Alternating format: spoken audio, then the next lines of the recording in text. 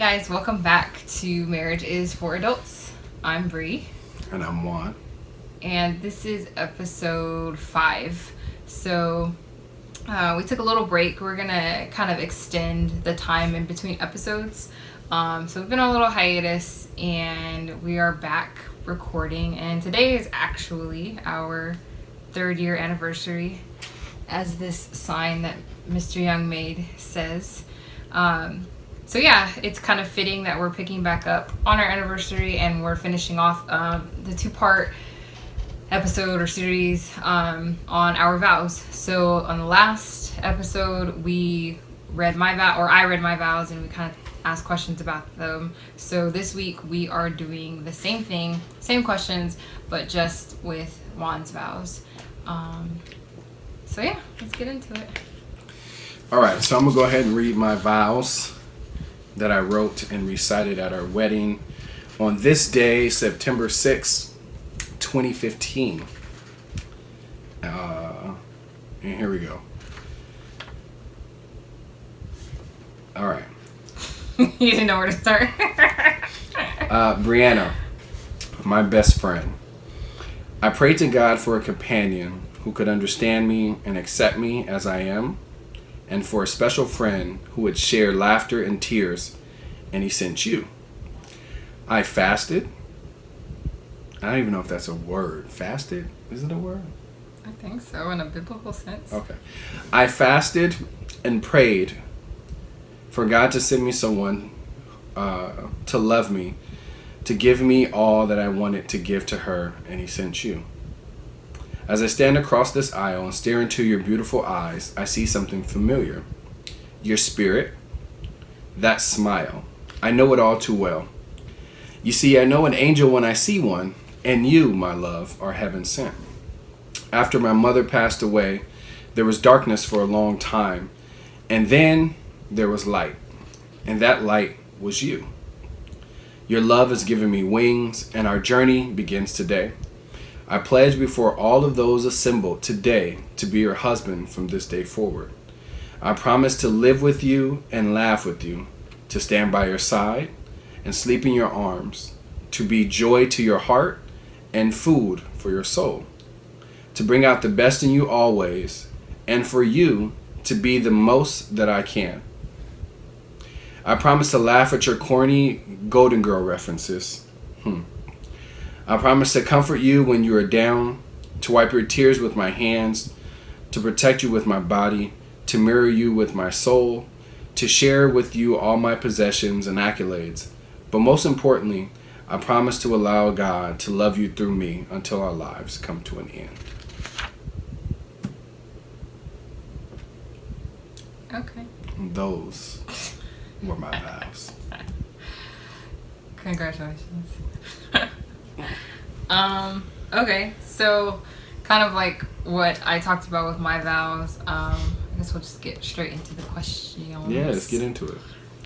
What part of your vows do you think that you're living? No, you answer that first. No, why do I have to answer it first? You can answer it first. Look, I think when I look at these vows, I haven't read these vows and... You got on me. What? Saying I didn't read my vows in a long time. But I think that I'm not gonna. I think I am being.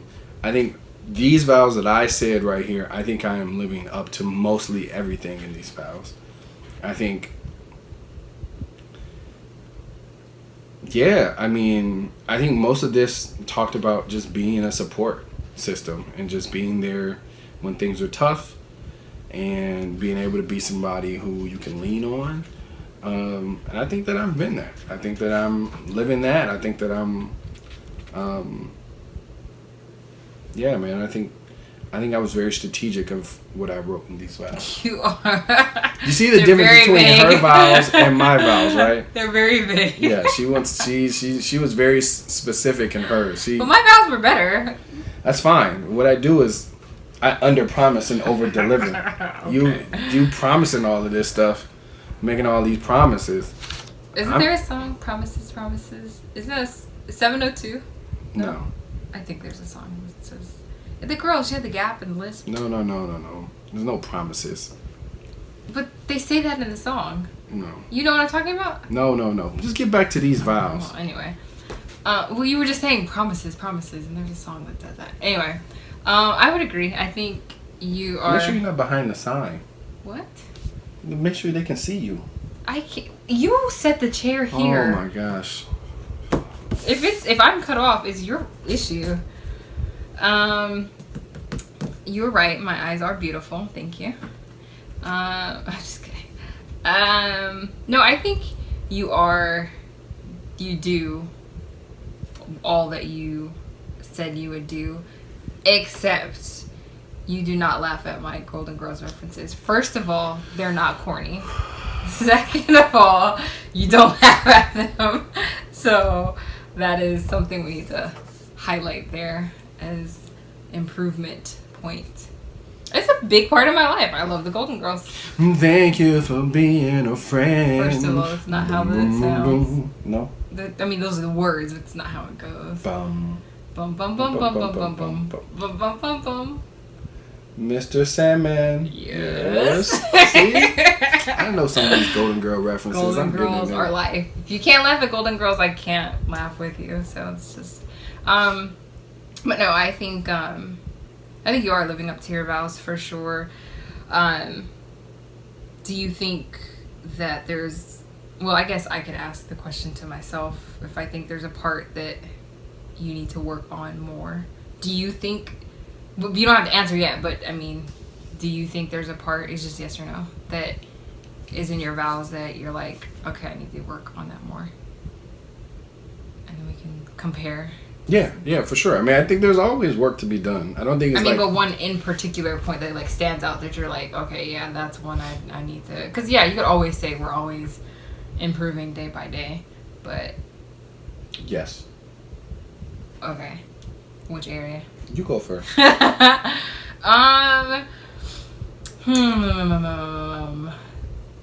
think that well, I don't think necessarily that you don't do it well. I think for what I need sometimes, it like a more gentle approach. Not that you're not gentle. Like when you say, I promise to comfort you when you're down and wipe away your tears, which you do. I just no, listen. I just think that like sometimes for me, I need like more gentleness in the comfort. Does that make sense? Like I think like it's the comparison of like how you would like. So take Jalen for example. The way I comfort him is much different than the way you do. You're kind of like, he's a boy, like, you're alright, son. Not that you're not gentle with it, but it's just like, it's just not like soft. You know? Like, do you get what I'm saying? You guys get what I'm saying. Like, okay, for example, yesterday when you came home and like I was sad about Jalen and the whole like he's been having like little issues, baby issues, and I was just like, long day, really sad, so I was crying.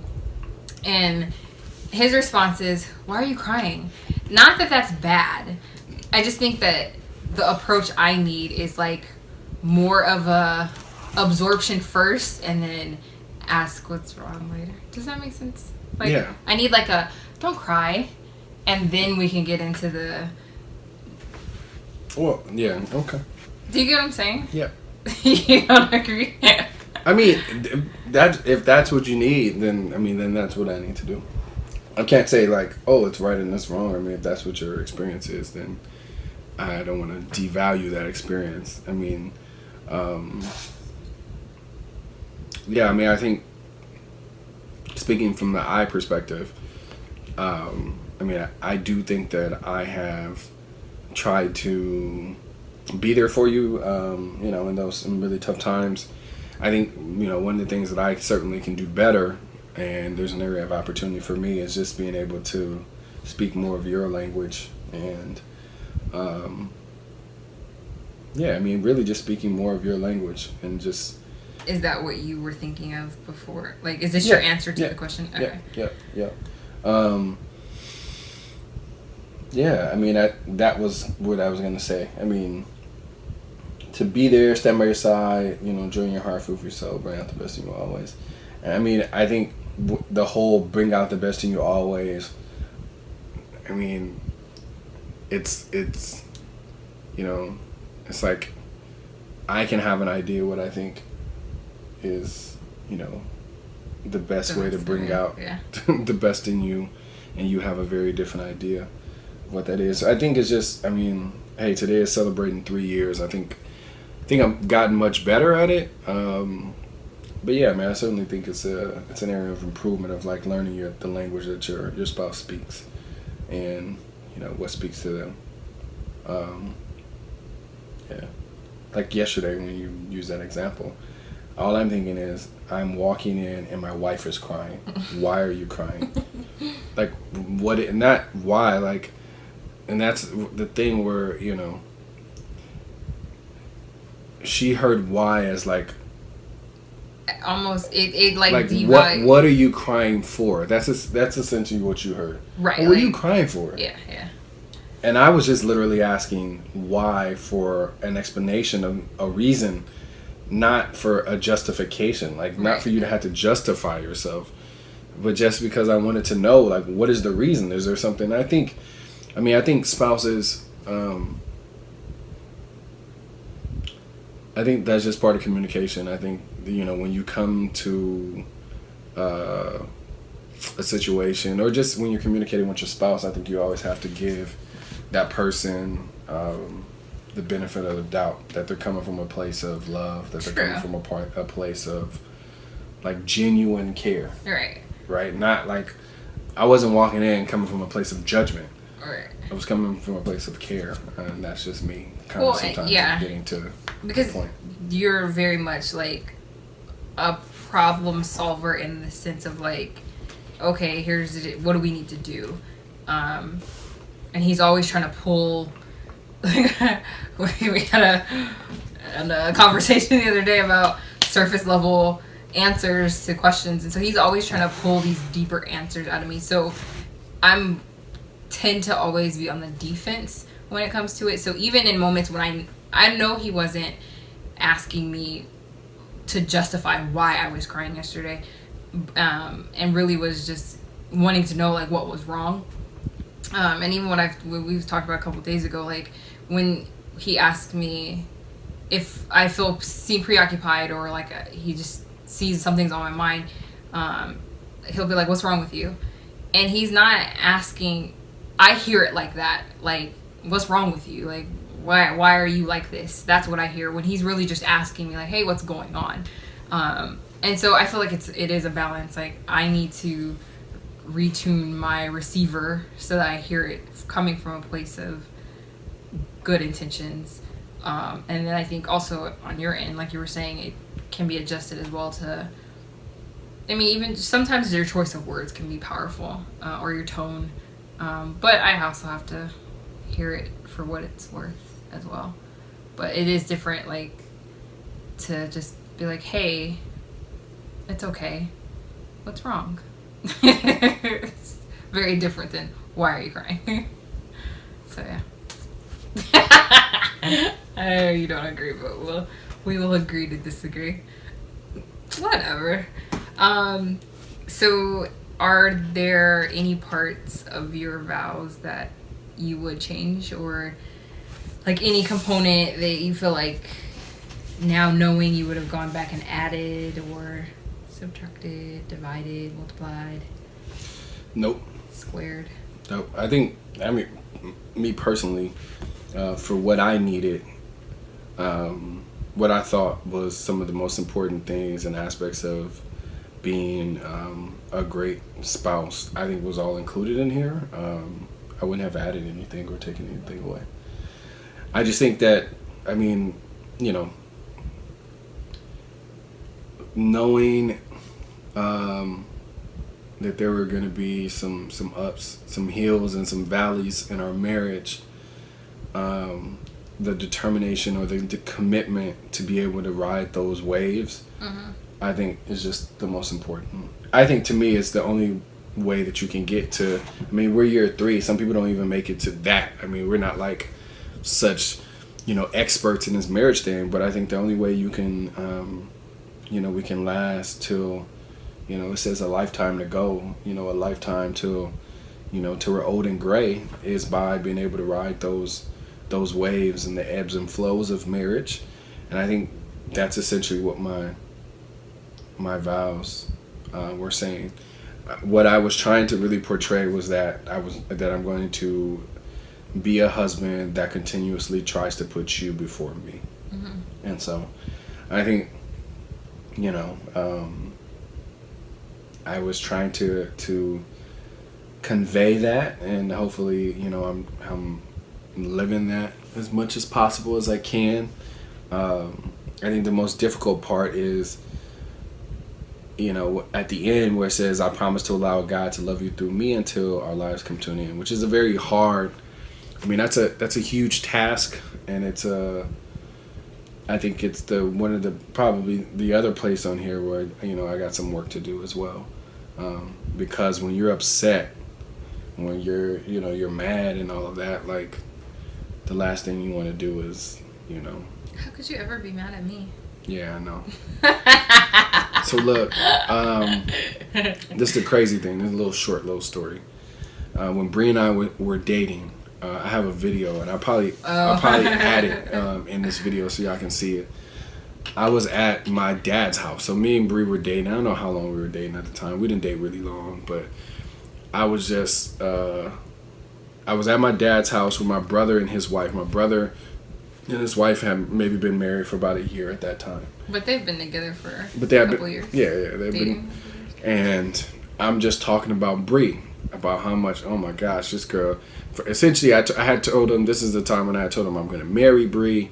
Like, this is the girl who I'm going to marry. It's the woman I'm going to marry. And they were like, really? Like, yeah. I was like, man, you know what? We're never going to argue. I said, we're never going to argue. I'm like, we just get along so great. I was like, if we ever argue, it's probably going to be because of something I did. Like, I just know, like, I just know that it's nothing that she did. Like, we would never argue. Prophetic. And they start busting up laughing, right? They were just rolling. So my brother pulls out his phone and he starts recording because he was like, I got to get this on camera. And so my dad is laughing, my brother's laughing. They laugh, and my brother's like, oh, he's making fun of me. Oh, we're never going to argue. It's only going to be something. And they just busting up laughing. And my dad say, oh, watch, record this, play this in 5 years. Man, as soon as we said, I do, I was like, oh my gosh. I was hoping, we said I do. Yeah, true. I was hoping that they didn't have that video, but they got the video. That's going to extremely upset me. If we do.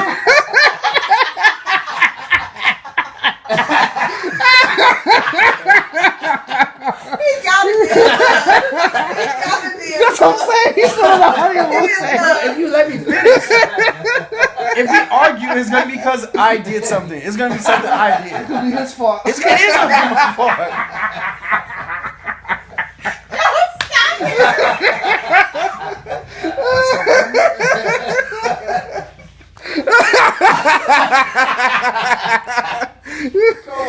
Come on, man. She not in the room, dude. Come on, man. Oh, man. Oh, my God. Yeah, videotape that was for 5 years. Yeah. 5 years. Yep. 5 years. She's not going to do nothing that's going to make you upset. Not going to do nothing. Yeah, you're making that same stupid face. You'll see. You got 5 kids. You'll see. Mortgage, dude. Yeah, you see. You got it when he said, you'll see. Yeah, you'll see. Okay. Yeah, you'll see. Like, I ain't even. All right. He ain't even been in the argument. But he had some true statements in that. If we're fighting, it's because something he did. The naivete. All I'm saying is, when we're having those intense fellowships, it's hard sometimes to. Do you think it's a good idea to do like pre-vows, or not necessarily like pre-vows, but just where you both sit down and write out or discuss like what you when you think of the opposite, so like for me, when I think of a husband, what does that mean? So then the other person is aware of like what they're expecting of your role to be, you know what I mean? Because we've had these conversations where because a lot of our perceptions come from what we've seen growing up, just our environment. And so like what you've seen as an example of whatever sometimes can be your tendencies of what you expect. And so, you know, you have an idea of what a husband is to be. Not just, do you think it's like... But we did that. We did premarital counseling. No, I didn't understand that. We didn't like talk about... No, we didn't. Individually together to say like, look, when I say you're my husband, that means you do A, B, C. We didn't do that. Yeah, but I mean, that's because you don't know. Everybody thinks that, well, I hate using absolutes, everybody. A lot of people think that, yeah, this is what I want, even though my spouse is not like that. Don't worry, when we get married, people think that people will change. No, but that's not what I'm saying. I'm just saying that at least you've had that conversation. I mean, of course, I think it's important to have those conversations. But I also think that, you know, when you're in the thick of it and you're in love and all of that, like, it's hard to see some of those things. Because, I mean, you sat across that altar and promised to do all of these things. And then after we kissed, some of those things was like, I ain't doing that. That's not true. So, I didn't say I'm not doing that. It's like, that's not at the top of my priority. So, I mean, even having those conversations, I just think when things get tough, when things get tight, people revert back to their comfort zone, and their comfort zone is what they know. So I mean, that's why it has to be a daily thing that we're just working towards. I think it's not something that you just say your vows and you throw them away and then just say, okay, cool. Like, no, I mean, I think it's something that you got to constantly be thinking about. It has to be constantly in the back of your mind, and we have to constantly be in conversation about it. And I think that we should have, one of the things that we haven't had, and I said that I wanted to have, was an opportunity for us maybe twice a month or once a month to sit down and give each other some feedback on how we're doing as spouses. Our performance. Our monthly spousely performance report. Yep, we're going to have some 101s and we're going to sit down and we're going to talk about how... But I mean, I think it's important. I mean, most of the time people... Are we going to have a rubric? We will have a rubric. Okay. And we'll talk about our performance and give each other some feedback, which I think is really important in a marriage, because most of the time, I just think creating an environment where it's okay to tell your spouse, you know, areas that they're failing in, that they're not doing well in for you, for the benefit of the marriage. I think it's important, especially when you're creating an environment where it's okay to say those things. And you know that this is the time that's going to do it. The time for that type of feedback is not when I'm telling you, hey, you know what? I really don't like when you do that. And then you turn around and say, well, listen, I don't like when you do A, B, C, or D either. And I'm like, you may have valid points, but now's not the time. We're not going tit for tat and tat for tit.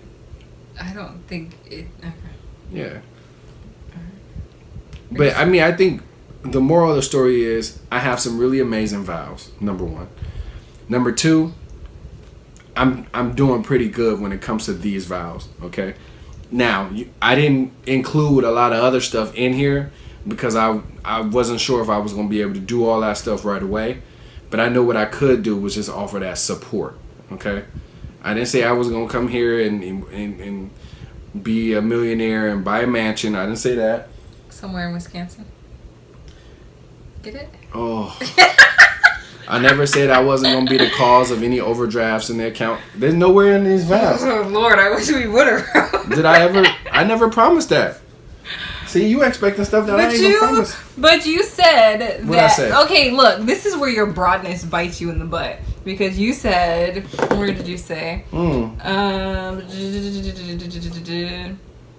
I pledge for all of those assembled today to be your husband from this day forward. So your broadness of husband, I have a definition of what a husband is. So you should have got specific and said your husband who. Listen, what the Bible say? All right, yeah, the Bible. Listen, we can interpret everywhere. I'm pretty y'all. sure the Lord says, "Thou shalt not have overdraft accounts." Listen, this is all I'm saying.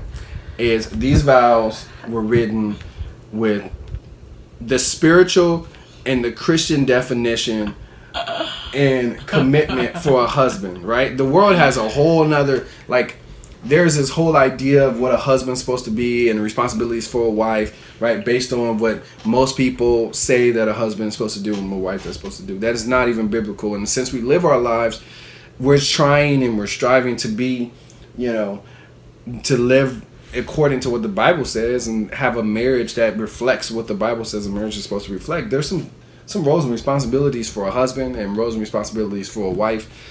And I try to mix all that stuff in here. We got any other questions? Okay. No, I don't have your perfect vows, which come like second to my vows. We can take a vote. You all let us know who has the better vows. You can do sympathy votes for Juan as well. I understand, but your vows were good. But I think you went broad and that saved you. But your broadness can also include. So.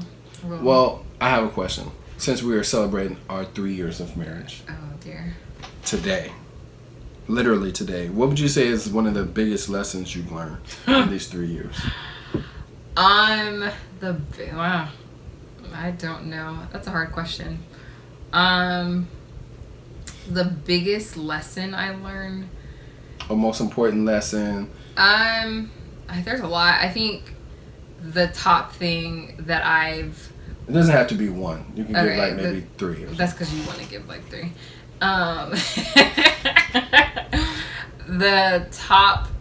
One of the top lessons I've learned, and I'm still in the process of learning, or not even learning, but just like, what do I want to say?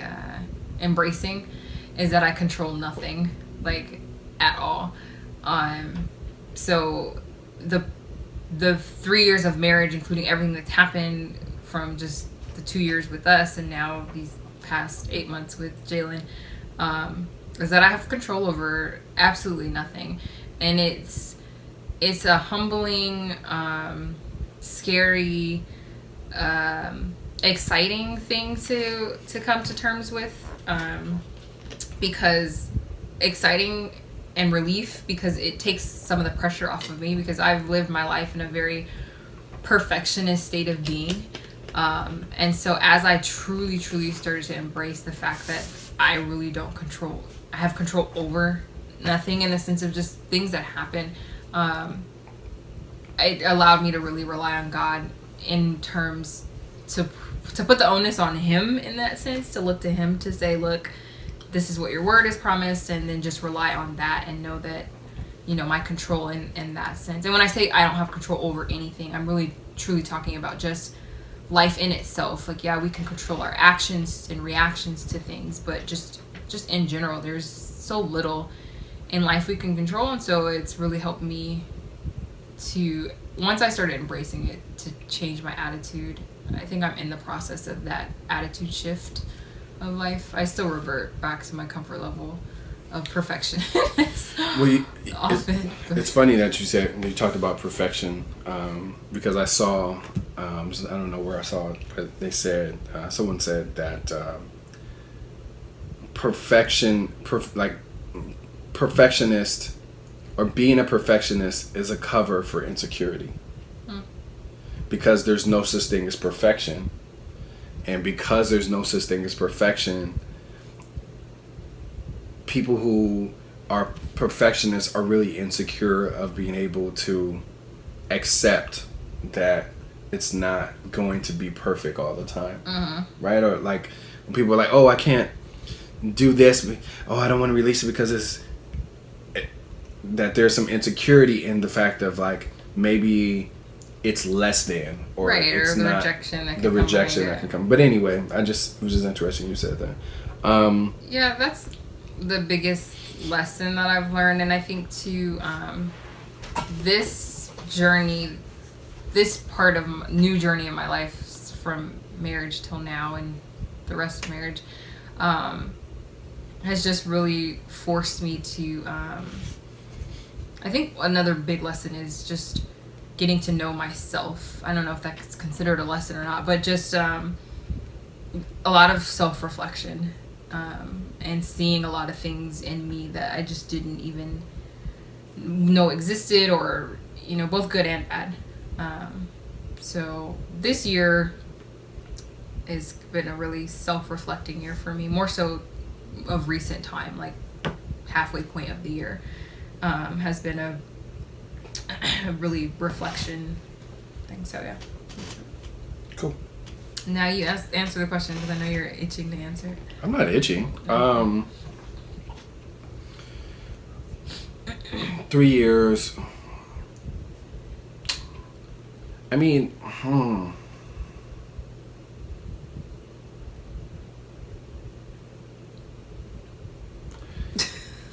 I mean, it's not like, so I wouldn't say it's a lesson that I didn't know or didn't learn. I just think it's a reminder that, like, I have a few, but just a reminder that, man, to stay at it, right? Like, so, you know, I didn't really know how. I had never been married before, so I didn't know, you know, these. I always heard, you know, you go through stuff, you just, you know, but I was really new, right? I had only been in one relationship before that, and that was a very short relationship, and I was like 24 when I was in that relationship, so I hadn't been in a relationship, I hadn't had a girlfriend, you know, until I was much older. It was a short relationship, so I never really went through anything with anyone. How I was before, I didn't put up with a lot of stuff, so it was like something that just, you know, I wasn't really feeling. You know, you just move on, cut ties and move on.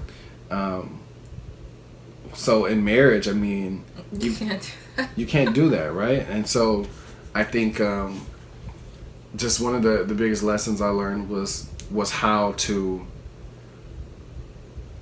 stay, if that makes sense. I don't know if that makes sense. That's actually a really good point, because I agree. Like, I was the same. I would self-sabotage relationships. Like, I wasn't in a lot of relationships, but like my last relationship was 3 years, and even relationships before that, like, I would start doing things that would cause the other person to be like, man, I don't want to be a part of this anymore. Like, I would just become like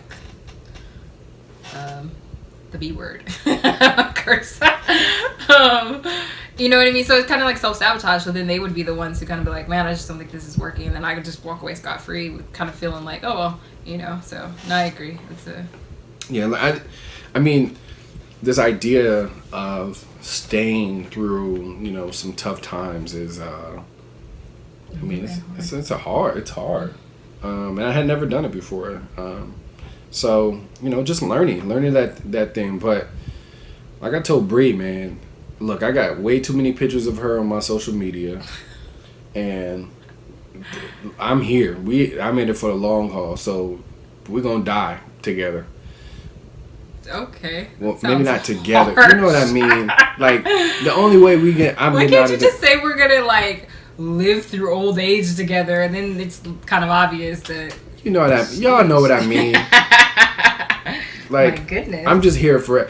I got two... You seeing them pictures on social media? We got videos. Now we got, you know, the marriages for adults. What I look like having marriages for adults, and then next thing y'all know, Bree just... Where Bree? Oh, well, we just not together. Nah, man, we gonna figure this out. So, you know, just being committed, you know, for this is... The other part is, like, I've never had anyone so dependent upon me before. And when I say dependent upon, like, you know, having a wife means that you're accountable to someone. Uh-huh. You know, not dependent like, oh, she need money from me and all that. No, because that ain't the case. She make more than I do. But having to someone who, you know, you are accountable to for your actions, you know, on a much deeper level than just like family and, you know, friends who like, oh, you don't want to do anything bad to mess up the family name and all of that. Like, no, you have someone who who your actions, directly affect. And so just having, getting out of that, I tell Bree all the time, that single mentality. A lot of time, people get married and they still have single mentalities, like, not understanding how their decision or actions affects the whole. And now having a son, bringing a child into the whole mix, I mean, now that means that my decisions and my actions, they get magnified by 20 or 30 times because they have an impact not only just right now, but they have, impact down the line. Decisions that I'm making now are going to affect Jalen 20 years from now. So, just having that idea and that those things in the back of my mind. Yeah, I think too. I don't know if it's the same thing as kind of like we control nothing, but another really kind of big lesson I feel like I've learned through this journey is not everything has to go as you thought it was supposed to. I think that's probably one of the biggest lessons that I've learned, is that it's okay that life doesn't look how you planned it. And I feel like that probably goes hand in hand with like the lack of control. But because what do they say about comparison? There's a thing that's about comparison. There's like a quote about comparison. But when you're looking at your life and then kind of seeing like your circle of friends or family and like what they're doing and comparing it back to kind of like where you thought you should be, or like where I thought I should be, can be dangerous, and I feel like that can cause strife in the relationship too. That sounds good in theory, but how do you practice that though? What do you mean, how do you practice that? Like, how do you practice it being okay with your life looking different than... Right. Well, I mean, I feel like that's what I'm saying. Like, that goes... I brought that up to say that I feel like that's a big piece of the lack of control. That if you can embrace that, then I think that's how you can start to practice. I mean, for me, it was really just coming to terms with that, and then taking it to God. Really, just really surrendering that, because it's still something I struggle with, every now and then. And because then I was playing the blame game, and I mean, we'll talk about it in future episodes, especially when we talk about the business, because for me, I started to play the blame game, and things became his fault, and I took no ownership or responsibility for my role in where we were as well. It really was just like I was the innocent party, and there's no such thing. Especially in a marriage, there's no innocent party. Both people are always guilty. The only innocent party is God, who's in the middle of you two, and that's where you have to come and bring that to get back on that level ground. So I think that's probably what we'll talk. I think we should probably talk about the business. We'll get deep. we were surface level, but yeah, I think that this will be a good segue to talk about like marriage. Like, is it what you thought it was going to be? Like, what was in the marriage that caused it for us to not look the way? And this is from my perspective. We can talk about it from your perspective some other time. For the next episode, we will talk about we'll talk about the business. We'll talk about one of our sore points in our marriage, which is the business. Yeah, I think it'll be a good conversation to have and share with other people and get their feedback, because I think every relationship has it. It doesn't have to be a business or even something as big as that, but something that's this recurring thing that just was a hurdle. And it could be a good thing. The business wasn't a bad thing. It's just how we handled it. Right. But disclaimer, business was before this newly found and adopted mentality of rules and responsibilities. Well, of this whole thing of you don't have control over that, and being okay with your life looking different than. Yes. So, I mean, it doesn't necessarily have to be specifically talking about the business. It could literally, I mean, the conversation is really about what happens when the direction that your life is going is different than the life that you plan. Correct. And that's what I'm saying. And so, yeah, I don't mean to make the business the focus, but that... Talk about my business. Sure. Oh, Jesus. For us, the business... People going to be buying popcorn right now. You talking about just... Shoot. The business represented what I was just talking about, my lesson of lack of control and understanding what I viewed as something that should be as though it wasn't. So the business is really just a representation of a mindset that I had. And so that's what we'll really be talking about. So yeah. Yep. Well, I think that was good. I appreciated what you said. There is no innocent party in a marriage. And I think that is something that's extremely powerful that people should take home and use and utilize, that, everything that within a marriage, we all play a role and a part. And if you if you blame yourself, I mean, they got people like Gary V and other people who do all these talks. Who? Gary V. Who's that? She don't know. Who is it? We'll talk about that later. Just tell me really quick. He's like a guy who talks and yells at people and like tells them get their life together and tells them stop having all of these excuses. Like stop. It's like a motivational speaker. Yeah. Stop blaming people, right? If you just say everything is your fault, then guess what? You can affect change, right? Like if I'm blaming you, or if I'm saying you need to change, well then, it's nothing I really can do because I have to sit and wait and hope that you change. But if I say that everything is my fault, I can put a plan together to be able to change the things that I need. So it's like really extreme, but yeah, I mean, it's good to hear that. The concept there. Yeah. Cool. I think we should end it like, why is marriage for adults? I'm just kidding. I'm We're joking. not copying. I'm joking. All right, man. Appreciate you guys tuning in. What man are you talking to? All right, everyone. Appreciate you guys tuning in. I'm Juan Young. I am Bree Young. It's my wife. And today, 3 years down, baby. A lifetime to go. Like a gang sign. 3 years down.